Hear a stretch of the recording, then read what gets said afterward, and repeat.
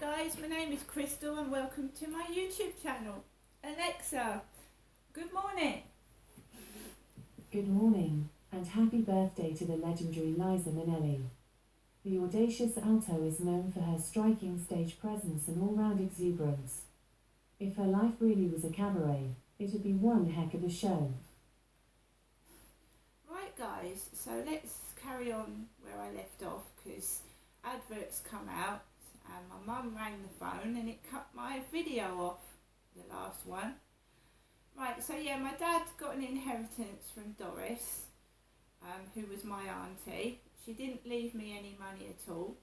She left my mum and dad £38,000, which went into my dad's Barclays account, and he bought caravans with it at All Hallows, which got repossessed, and they took my belongings, which I thought was disgusting. My dad hadn't told me that the caravans were going to be repossessed to the last minute, and I was treated like a criminal.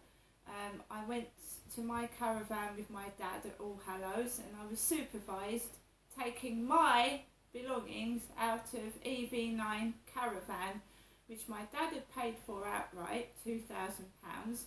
It got repossessed because you have to pay for the land that it's on, and he wasn't paying for that, so they repossessed the caravan to pay for the he hadn't paid for the ground space, if you know what I mean. So I get told by my dad that the caravans are being repossessed, and he takes me up to All Hallows in his car because I can't drive, neither can my mother, we both can't drive, so it was my dad's car, Derek's. There was this silver Mercedes following behind us. Every time me and my dad went to All Hallows, there was always a silver Mercedes behind us. My dad tried to lose it a couple of times. It was like we were being followed from Victoria Road. There was a silver Mercedes always following us on the way to All Hallows. And my mum again would phone me and my dad. Every time we went out of Victoria Road together in the car, Mum would ring all the time. And she'd ring when we got to the caravan park. What you doing? What you and your dad doing? The same thing that's going on here now. My mum's ringing 4 times a day, and Dad was an adult. My father was an adult, and she was doing what she was doing to me, to my dad, ringing him 4 times a day. Right, so it's transferred to me now, and of course I'm worried because my father's dead,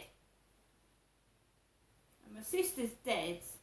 And they're both people that could have given evidence in a court of law. Of course my father did. He was a witness because he did do those things to me, whether he was told to do it, forced to do it. He told me a couple of times he'd been threatened. But the witness is dead. Amanda's dead. My mum said the same things happened to my sister that happened to me. She's dead. So people suddenly drop dead. My dad was a witness, right? Because he would have had to have been forced to speak. Had the police questioned him, he would have had to have spoken, wouldn't he? He'd been interrogated and questioned. And of course, whoever's got my dad to do those despicable things to me would have been caught. And unfortunately, my father being a witness, and who is now dead, they probably never will be caught. So my dad took me up to All Hallows, and there was this bald-headed security guard, bald, completely bald, and Dad said to me, keep your mouth shut, don't say anything, just get your stuff and we'll go. So obviously something hooky and wrong was going up in All Hallows, wasn't it? It was obviously bent, crooked people up there that wrongly, illegally took my belongings, whether they burnt them, took them, and as I kept a diary of the abuse that was going on to me, and I'd left it behind in EV9. I'd named perpetrators and I said what was going on, and it was taken. So I was rudely told to get your belongings, and I left brand new pair, because I thought I was going to get my children back. I thought I was going to see my kids. I was told I was going to get my child back out of care. If I got a flat, I'd get my child back. I was told a bunch of bollocks and lies. Because what were they doing with my kids while I was away from my 4 children? What were they doing with them? It's very bad that a judge gives a male, custody of a female child. My daughter was a female, so the judge gives custody to my ex-husband, including my 6-year-old daughter, which is highly unusual, and my 2 other boys. And because he's made me homeless. He's made me homeless. So my ex-husband's got the house. He's got my daughter. He's got my 2 boys, and I'm on the fucking streets. And the judge awards custody to my ex-husband. Do you see? Because I discovered something, I uncovered something, and they didn't want it exposed, so they fucking gets rid of me, shuts me up, and fucking takes away my kids. And my dad and mum are behaving peculiar when I come down to Chatham. They're behaving really odd. My mum's dressed like a tramp. My dad's all reclusive and quiet. And he's dressed all fucking untidily. And he's doing these things to me. And my mum's acting strange and doing weird stuff. And I leave stacks of kids' toys behind because in the back of my mind, I'm going to get my little boy back. Because I've been told by social services, if you sort yourself out, get yourself a decent flat, you'll have your kid back. But they lied to me. They told me fucking lies. I bought stacks of toys from charity shops that fucking went to waste. Because they lied to me. Lied. So I had a place to go. I had a caravan to myself. I had a bit of sea. And they fucking took that from me. Stole it. Because I signed paperwork along with my father at All Hallows that EV9 caravan was mine. And some fucker stole it and took all the contents of it. Including that diary where I'd named people and said things that was going on to me personally. Set up. They took away photographs, identification, letters, the fucking lot. And they'd taken the divorce papers from Safe House Accommodation. They took my divorce papers. They stole my fucking 18-carat gold wedding ring, my fucking engagement ring, which was not that dissimilar to Princess Diana's. It was sapphire and diamonds. They fucking stole that, pinched it, by repossessing my flats and taking my belongings 4 or 5 times.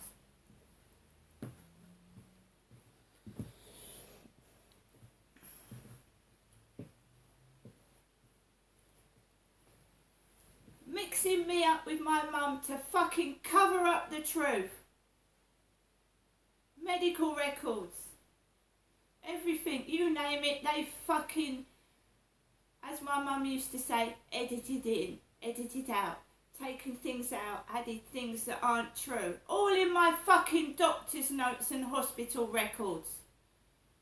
And I object to every time I go to a doctor's appointment. How's your mental health? What do you think after losing your kids and having your fucking homes repossessed 3 or 4 times and your belongings taken and your private things gone through, including your underwear? What do you think that fucking does to your mental health?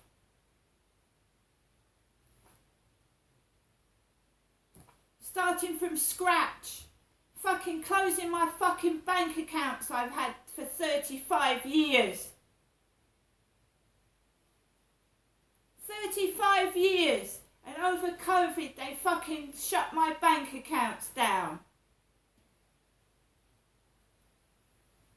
But I'm intelligent. Somebody with the so-called fucking schizophrenic paranoid delusions and hearing things. I get myself a new bank account by myself with no help from nobody. I'm in this flat now with nobody. You fucking idiots. Liars. You're fucking gonna know the truth. And you're gonna hear it till your ears turn blue. And you're gonna pay for what you did. And you're gonna fucking give me compensation. And you're gonna fucking stop this stupidity and nonsense. Do you hear me?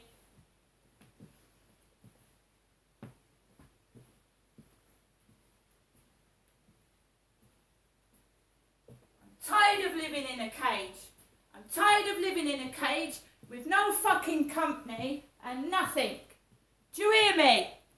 I don't like it. I've never signed up to this abuse. I'm not a sex toy or something to be played with. You take me seriously or you're going to find yourselves in trouble. All of you. Every one of you.